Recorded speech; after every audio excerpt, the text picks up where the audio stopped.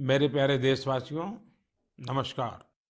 आज आपसे मन की बात एक ऐसे समय कर रहा हूं जब कोरोना हम सभी के धैर्य, हम सभी के दुख बर्दाश्त करने की सीमा की परीक्षा ले रहा है। बहुत से अपने हमें असमय छोड़कर चले गए हैं। कोरोना की पहली वेव का सफलतापूर्वक मुकाबला करने के बाद देश हौसले से भरा हुआ था, आत्मविश्वास से भरा हुआ था। लेकिन इस तूफान ने देश को झकझोर दिया है। साथियों, बीते दिनों इस संकट से निपटने के लिए मेरी अलग-अलग सेक्टर्स के एक्सपर्ट्स के साथ, विशेषज्ञों के साथ लंबी चर्चा हुई है। हमारी फार्मा इंडस्ट्री के लोग हों, वैक्सीन मैन्युफैक्चरर्स हों, ऑक्सीजन के प्रोडक्शन से जुड़े लोग हों या फिर मेडिकल फील्ड के जानकार, उन्होंने अपने महत्वपूर्ण सुझाव सरकार को दिए हैं। इस समय हमें इस लड़ाई को जीतने के लिए एक्सपर्ट्स और वैज्ञानिक सलाह को प्राथमिकता देनी है। राज्य सरकार के प्रयत्नों को आगे बढ़ाने में भारत सरकार पूरी शक्ति से जुटी हुई है। राज्य सरकारें भी अपना दायित्व निभाने की पूरी कोशिश कर रही हैं। साथियों, कोरोना के खिलाफ इस समय बहुत बड़ी लड़ाई देश के डॉक्टर और हेल्थ वर्कर्स लड़ रहे हैं। पिछले एक साल में उन्हें इस बीमारी को लेकर हर तरह के अनुभव भी हुए हैं। हमारे साथ इस समय मुंबई से प्रसिद्ध डॉक्टर शशांक जोशी जी जुड़ रहे हैं। डॉक्टर शशांक जी को कोरोना के इलाज और इससे जुड़ी रिसर्च का बहुत जमीनी अनुभव है। वो इंडियन कॉलेज ऑफ फिजिशियंस के डीन भी रह चुके हैं।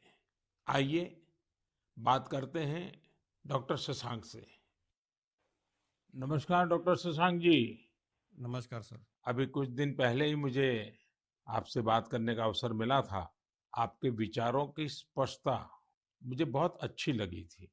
मुझे लगा देश के सभी नागरिकों को आपके विचार जानने चाहिए। जो बातें सुनने में आती है उसी को मैं एक सवाल के रूप में आपके सामने प्रस्तुत करता हूँ।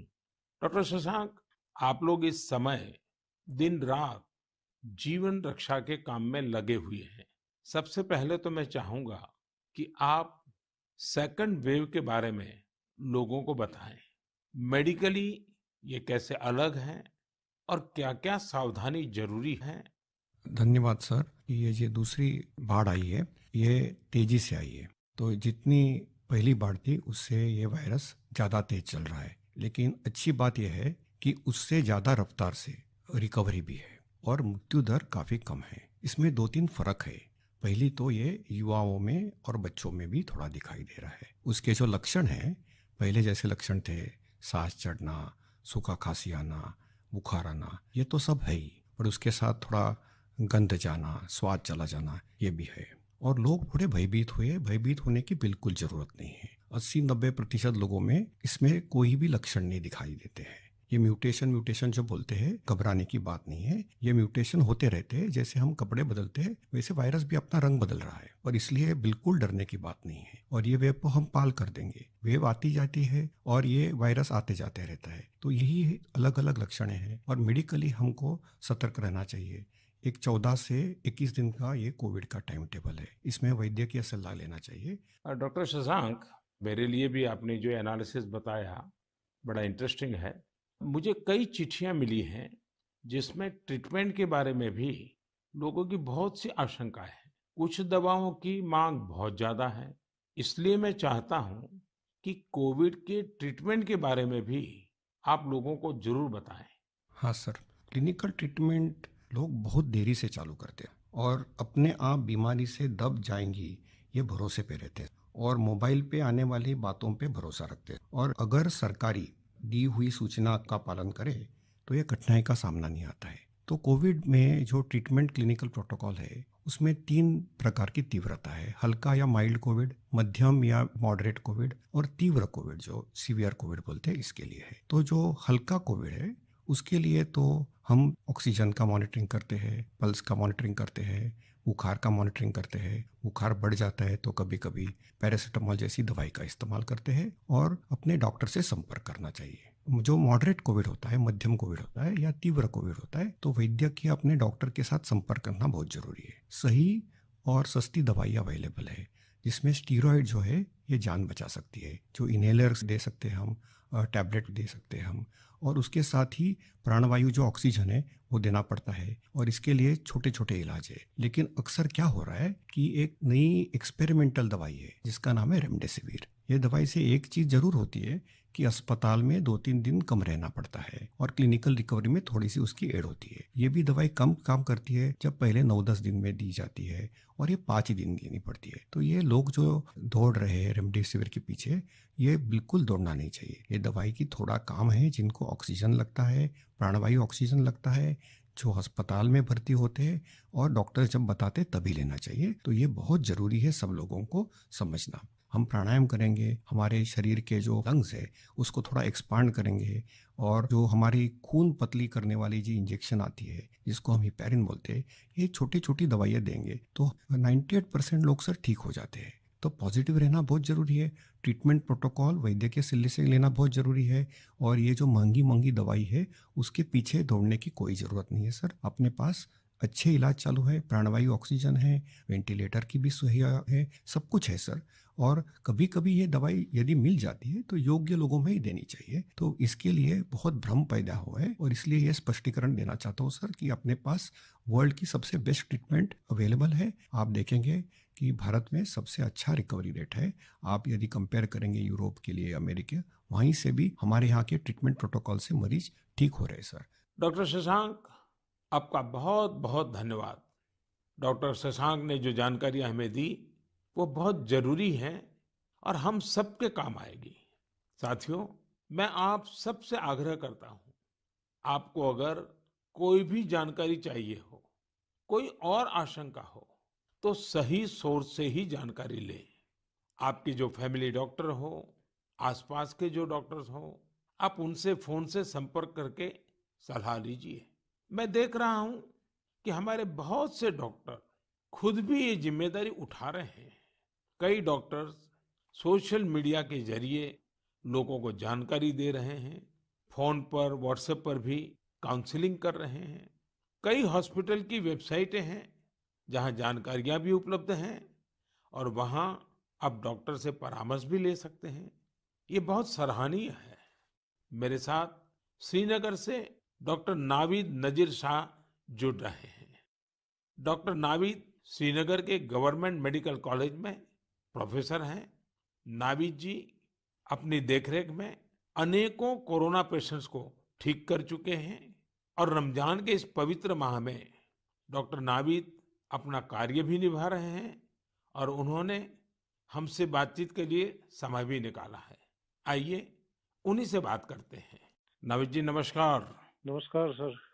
डॉक्टर नावीद, मन की बात के हमारे श्रोताओं ने इस मुश्किल समय में पैनिक मैनेजमेंट का सवाल उठाया है।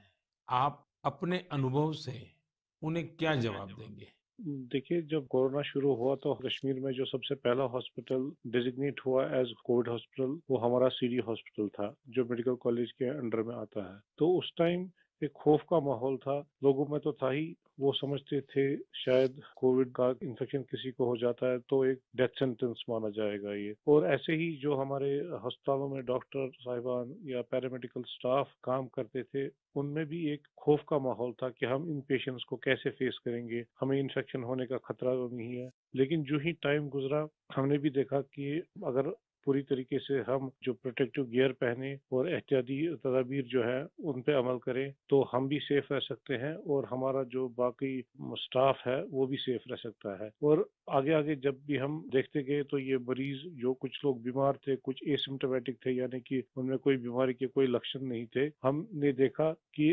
करीब करीब 90-95% से ज्यादा जो मरीज है वो खुद विदाउट एनी मेडिकेशन भी ठीक हो जाते हैं।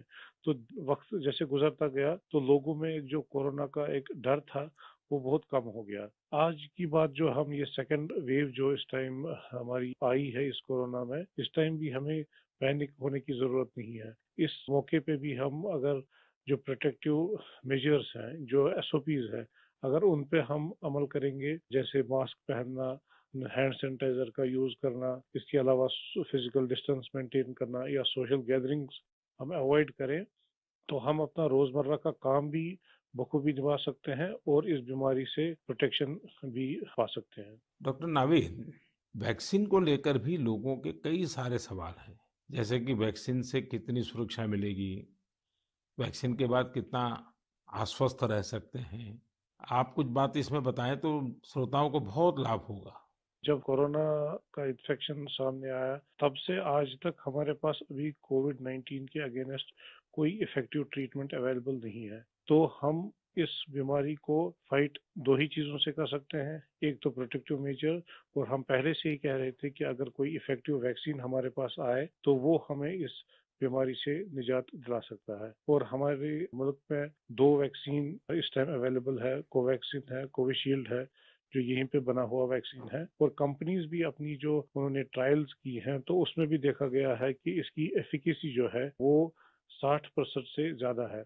अगर हम जम्मू कश्मीर की बात करें, हमारी यूटी में अभी तक 15 से 16 लाख तक लोगों ने अभी ये वैक्सीन लगाया है। हाँ, सोशल मीडिया में काफी इसके जो मिसकंसेप्शन या मिथ्स इसमें आए थे कि ये साइड इफेक्ट्स हैं। अभी तक हमारे जो भी यहाँ पे वैक्सीन लगे हैं, कोई साइड इफेक्ट उनमें नहीं पाया गया है। सिर्फ जो आम हर किसी वैक्सीन के साथ एसोसिएटेड होता है, किसी को बुखार आना, पूरे बदन में दर्द, या लोकल साइट जहाँ पे इंजेक्शन लगता है वहाँ पे पेन होना, ऐसे ही साइड इफेक्ट्स हमने हर मरीज में देखे हैं। तो कोई ग्रॉस हमने कोई एडवर्स इफेक्ट नहीं देखा है।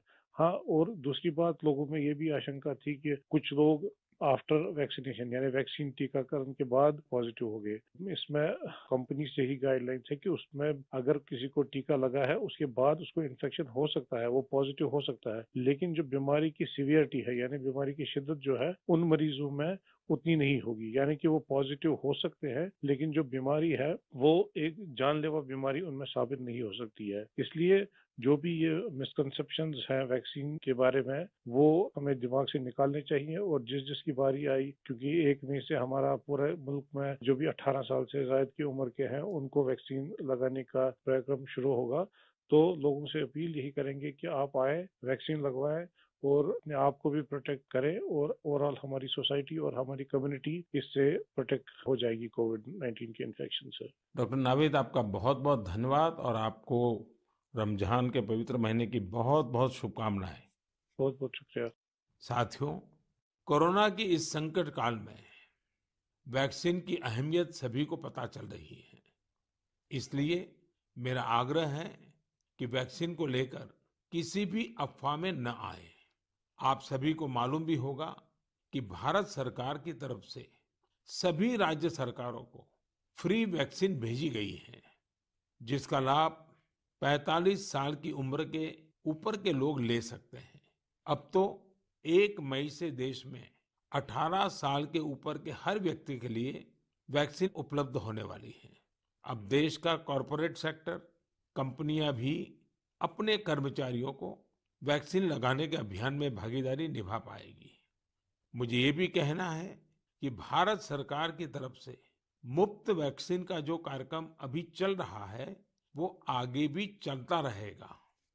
मेरा राज्यों से भी आग्रह है कि वो भारत सरकार के इस मुफ्त वैक्सीन अभियान का लाभ अपने राज्य के ज्यादा से ज्यादा लोगों तक पहुंचाएं।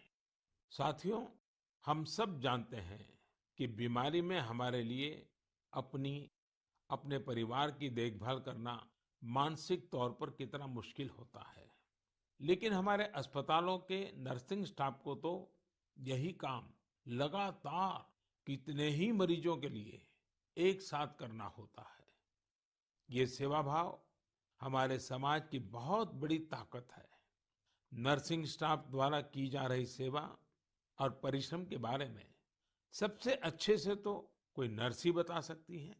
इसलिए मैंने रायपुर के doctor B R. Ambedkar medical college hospital में अपनी सेवाएं दे रही सिस्टर भावना ध्रुव जी को मन की बात में आमंत्रित किया है। वो अनेकों कोरोना मरीजों की देखभाल कर रही हैं। आइए उन्हीं से बात करते हैं। नमस्कार भावना जी। आदरणीय प्रधानमंत्री जी, नमस्कार। भावना जी, यस सर।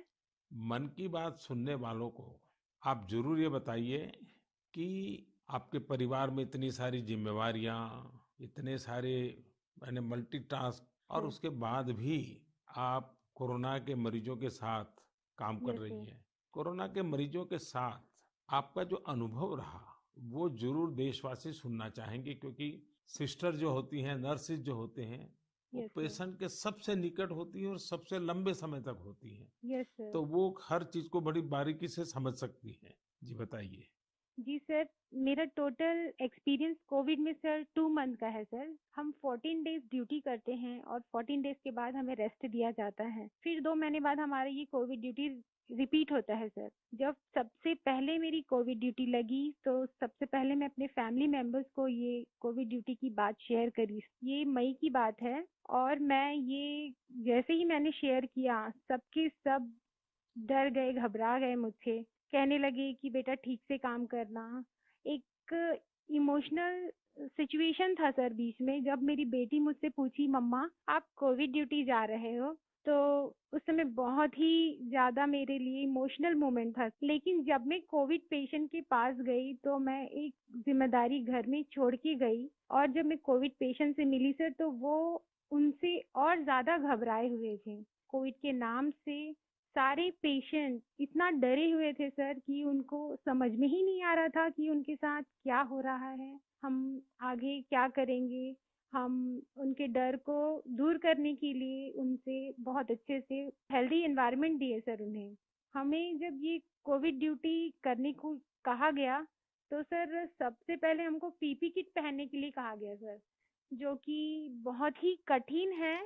पीपी किट को पहन करके ड्यूटी करना सर, ये बहुत टफ था हमारे लिए। मैंने 2 मंथ की ड्यूटी में हर जगह 14-14 दिन ड्यूटी किए, वार्ड में, आईसीयू में, आइसोलेशन में सर। यानी कुल अलग। मिलाकर तो आप 1 साल से इसी काम को कर रही है। Yes sir.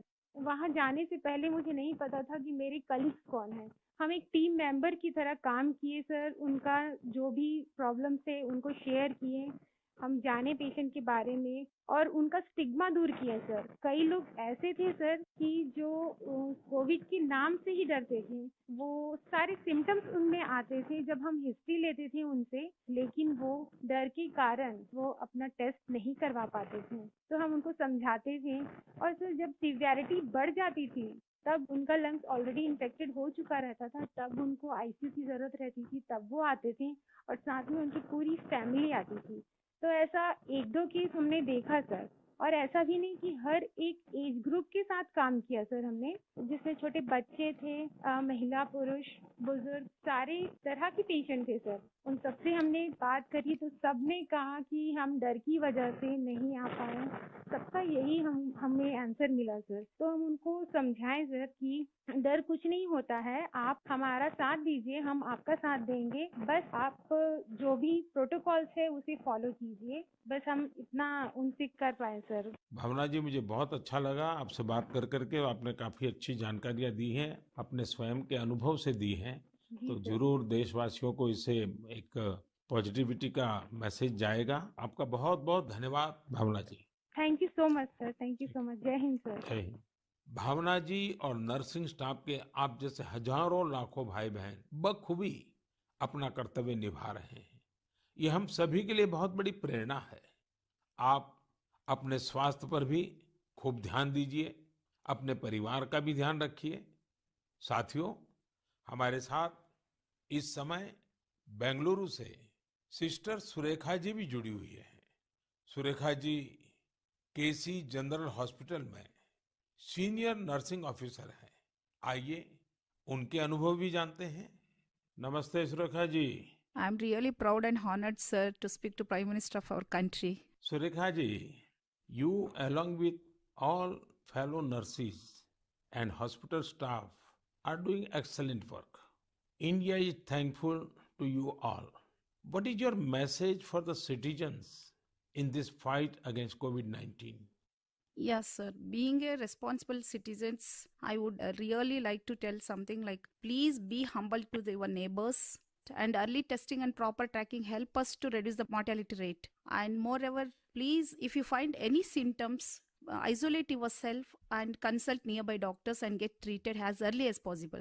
So community need to know awareness about this disease and be positive, don't be panic and don't be stressed out. It wasn't the condition of the patient. We are thankful to our government, proud to have a vaccine also. I'm already vaccinated. With my own experience, I wanted to tell the citizens of India, no vaccines provides 100% protections immediately. It takes time to build a immunity. Please don't be scared to get vaccinated. Please vaccinate yourself. There is a minimal side effects, and I want to deliver the message like stay at home, stay healthy, avoid contact with the people who are sick, and avoid touching the nose, eyes and mouth unnecessarily. Please practice physical distancing, wear mask properly, wash your hands regularly, and home remedies you can practice in the house. Please drink Ayurvedic kada, take steam inhalation and mouth gargling every day, and breathing exercise so you can do it. And one more thing, last and not least, please have a sympathy towards frontline workers and professionals. We need your support and cooperation. We will fight together.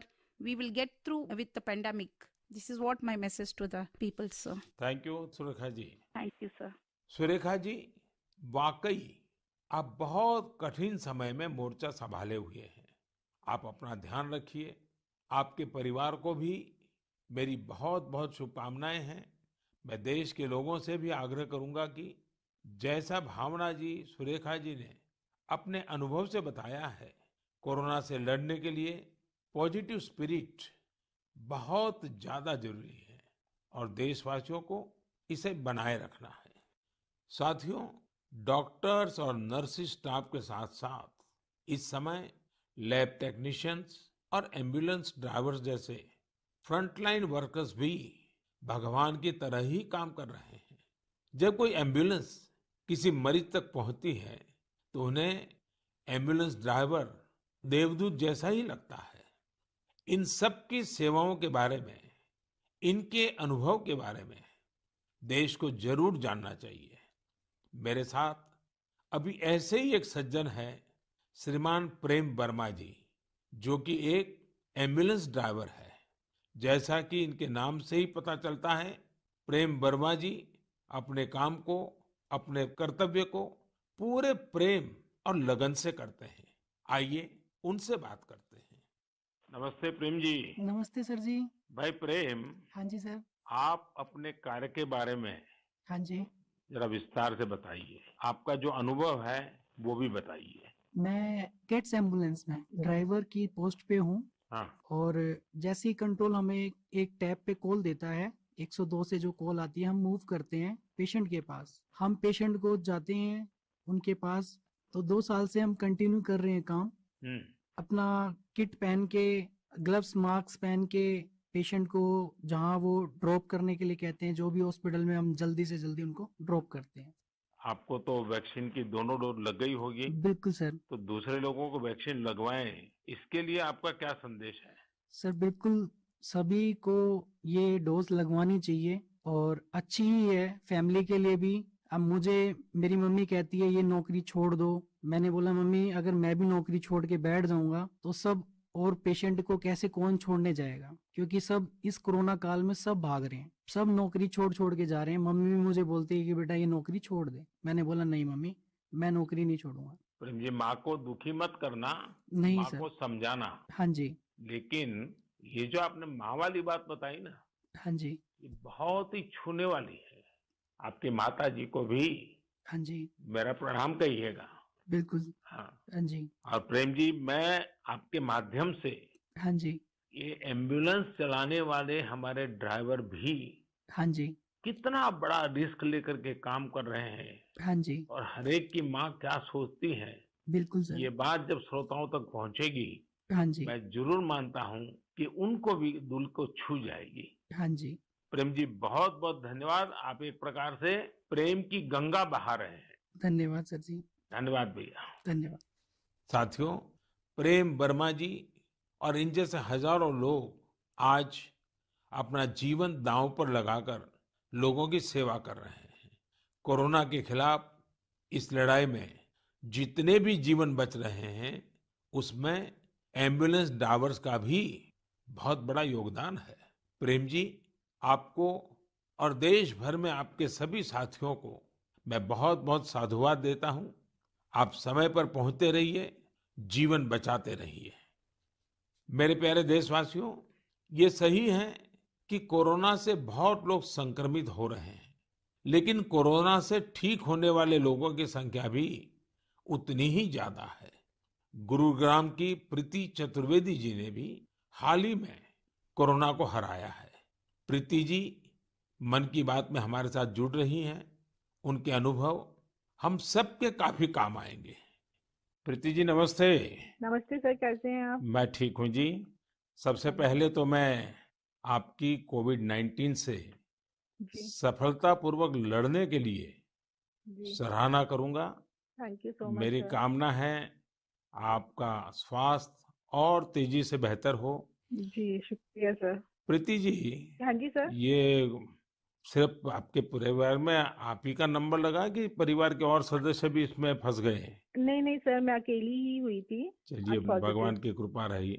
अच्छा, जी मैं sir. चाहूंगा हाँ जी कि sir. आप अपने इस पीड़ा के अवस्था के कुछ अनुभव अगर साझा करें, तो जी सर। शायद जो श्रोता है हाँ उनको भी जी। ऐसे समय कैसे अपने आप को संभालना चाहिए, इसका मार्गदर्शन मिलेगा। जी सर, ज़रूर। सर इनिशियली इस स्टेज में मेरे को बहुत ज़्यादा लेथार्जिक मतलब बहुत सुस्ती-सुस्ती आया और उसके बाद ना मेरे गले में थोड़ी-सी खराश होने लगी। तो उसके बाद ना मेरा थोड़ा-सा मेरे को लगा कि ये सिम्पटम्स है, तो मैंने टेस्ट कराने के टेस्ट कराया। दूसरे दिन रिपोर्ट आते ही जैसे ही मेरे को पॉजिटिव हुआ, मैं अपने आप को क्वारंटीन कर लिया। एक रूम में आइसोलेट करके अब डॉक्टर्स के साथ कंसल्ट करा मैंने उनसे, उनकी मेडिकेशन स्टार्ट कर तो दी। आपका परिवार बच गए आपके क्विक जी सर। एक्शन के कारण। जी सर, वो बाकी सबका भी बाद में कराया था, बाकी सब नेगेटिव थे, मैं ही पॉजिटिव थी और उससे पहले मैंने अपने आप को आइसोलेट कर लिया था एक रूम के अंदर। अपनी ज़रूरत का सारा सामान रख के उसको मैं अपने आप अंदर कमरे में बंद हो गई थी। और उसके साथ-साथ मैंने फिर डॉक्टर के साथ मेडिकेशन स्टार्ट कर दी। तो मैंने मेडिकेशन के साथ-साथ ना मैंने योगा, आयुर्वेदिक और साथ में मैंने ना काढ़ा भी लेना शुरू कर दिया था अपनी इम्यूनिटी बूस्ट करने के लिए। और सर मैं दिन में मतलब जब भी अपना भोजन वगैरह लेती थी, उससे मैंने हेल्दी फूड जो कि प्रोटीन रिच डाइट थी, वो लिया मैंने। मैंने बहुत सारा फ्लूइड लिया, मैंने स्टीम लिया, गार्गल किया और हॉट वाटर लिया। मैंने दिन भर मैं इन सब चीज़ों को ही अपने उस जीवन में लेती आई डेली। और सर इन दिनों में ना सबसे बड़ी बात मैं बोलना चाहूँगी कि घबराना तो बिल्कुल नहीं है, बहुत मेंटली स्ट्रांग करना है, जिसके लिए मेरे को ना योगा ने बहुत ज़्यादा ब्रीदिंग एक्सरसाइज करती थी ना, उससे मुझे अच्छा लगता था उसको करने हम्म। से मुझे। अच्छा प्रीति जी, जब अब आपका प्रोसेस पूरा हो गया, आप संकट से बाहर निकल आई, हाँ अब आपका जी। टेस्ट भी नेगेटिव आ गया है, हाँ जी तो सर। फिर आप अपने स्वास्थ्य के लिए, जी इसके सर। देखभाल के लिए अभी क्या कर रही है? सर मैंने एक तो योगा बंद नहीं किया है, ठीक है? मैंने काढ़ा अभी भी ले रही हूँ और अपनी ना इम्यूनिटी बूस्ट रखने के लिए मैं अच्छा हेल्दी फूड खा रही हूँ अभी, जो कि मैं बहुत अपने आप को नेग्लेक्ट कर लेती थी, उस पे बहुत ध्यान दे रही हूँ मैं। धन्यवाद Preeti ji. Thank you so much sir. आपने जो जानकारी दी, मुझे लगता है ये बहुत सारे लोगों के काम आएगी। आप स्वस्थ रहें, आपके परिवार के लोग स्वस्थ रहें, मेरी आपको बहुत बहुत शुभकामनाएं। मेरे प्यारे देशवासियों, जैसे आज हमारे मेडिकल फील्ड के लोग, फ्रंटलाइन वर्कर्स, दिन रात सेवा कार्यों में लगे हैं, वैसे ही समाज के अन्य लोग भी इस समय पीछे नहीं है। देश एक बार फिर एकजुट होकर कोरोना के खिलाफ लड़ाई लड़ रहा है। इन दिनों मैं देख रहा हूं, कोई क्वारंटाइन में रह रहे परिवारों के लिए दवा पहुंचा रहा है, कोई सब्जियां, दूध, फल आदि पहुंचा रहा है, कोई एम्बुलेंस की मुफ्त सेवाएं मरीजों को दे रहा है। देश के अलग अलग कोने में इस चुनौतीपूर्ण समय में भी स्वयंसेवी संगठन आगे आकर दूसरों की मदद के लिए जो भी कर सकते हैं वो करने का प्रयास कर रहे हैं। इस बार गांवों में भी नई जागरूकता देखी जा रही है। कोविड नियमों का सख्ती से पालन करते हुए लोग अपने गांव की कोरोना से रक्षा कर रहे हैं। जो लोग बाहर से आ रहे हैं उनके लिए सही व्यवस्थाएं भी बनाई जा रही हैं। शहरों में भी कई नौजवान सामने आए हैं जो अपने क्षेत्र में कोरोना के केस न बढ़े, इसके लिए स्थानीय निवासियों के साथ मिलकर प्रयास कर रहे हैं। यानी एक तरफ देश दिन रात अस्पतालों, वेंटिलेटर्स और दवाइयों के लिए काम कर रहा है, तो दूसरी ओर देशवासी भी जी जान से कोरोना की चुनौती का मुकाबला कर रहे हैं। ये भावना हमें कितनी ताकत देती है, कितना विश्वास देती है। ये जो भी प्रयास हो रहे हैं, समाज की बहुत बड़ी सेवा है। ये समाज की शक्ति बढ़ाते हैं। मेरे प्यारे देशवासियों, आज मन की बात की पूरी चर्चा को हमने कोरोना महामारी पर ही रखा, क्योंकि आज हमारी सबसे बड़ी प्राथमिकता है इस बीमारी को हराना। आज भगवान महावीर जयंती भी है। इस अवसर पर मैं सभी देशवासियों को शुभकामनाएं देता हूँ। भगवान महावीर के संदेश हमें तप और आत्म संयम की प्रेरणा देते हैं। अभी रमजान का पवित्र महीना भी चल रहा है। आगे बुद्ध पूर्णिमा भी है। गुरु तेग बहादुर जी का 400वां प्रकाश पर्व भी है। एक महत्वपूर्ण दिन पोचिशे बोईशाख टैगोर जयंती का है। ये सभी हमें प्रेरणा देते हैं अपने कर्तव्य को निभाने की। एक नागरिक के तौर पर हम अपने जीवन में जितनी कुशलता से अपने कर्तव्यों को निभाएंगे, संकट से मुक्त होकर भविष्य के रास्ते पर उतनी ही तेजी से आगे बढ़ेंगे। इसी कामना के साथ मैं आप सभी से एक बार फिर आग्रह करता हूं कि वैक्सीन हम सबको लगवाना है और पूरी सावधानी भी रखनी है। दवाई भी, कड़ाई भी, इस मंत्र को कभी भी नहीं भूलना है। हम जल्द ही साथ मिलकर इस आपदा से बाहर आएंगे। इसी विश्वास के साथ आप सभी का बहुत बहुत धन्यवाद। नमस्कार।